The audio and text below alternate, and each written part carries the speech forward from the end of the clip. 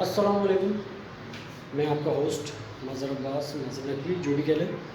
अच्छा, आज मैं आपको जो देने जा रहा हूँ वो है 3D स्टूडियो मैक्स में एक फॉरेस्ट हाउस जो है वो मैंने डिज़ाइन किया और उसको विजुअलाइजेशन की।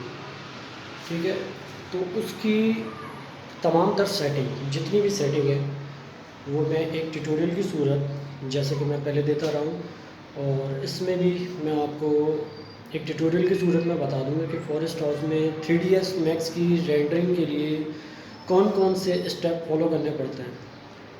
ट्यूटोरियल को गौर से देखिएगा और स्टेप बाय स्टेप है उसके अंदर, मैं आपको सारी चीज़ें उसके अंदर बता रहा हूँ कि किस तरीके से रेंडरिंग होती है।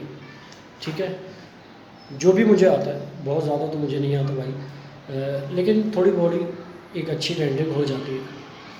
तो स्टेप को फॉलो करें। फॉलो करने के बाद अच्छा रेंडर निकाल पाएंगे। जब अच्छा रेंडर निकालेंगे तो डेफिनेटली जॉब अच्छी लगेगी। या फ्रीलांसर हैं तो एक्सपोजर ज़्यादा होगा आपका। ठीक है, तो ये ट्यूटोरियल मेरे दूसरे जो भी प्लेटफॉर्म है मेरे, उनके ऊपर आ जाएगा। और इसकी एक सोर्स फाइल जो होगी पूरे एक मैक्स मॉडल की एक सोर्स फाइल है, वो मैं अपने जो mega.nz का अकाउंट है उसके ऊपर शेयर कर दूँगा। आप उसको डाउनलोड करें, फिर ओपन करें। ओपन करने के बाद जो भी एक्सरसाइज है इसकी वो आप कर सकते हैं।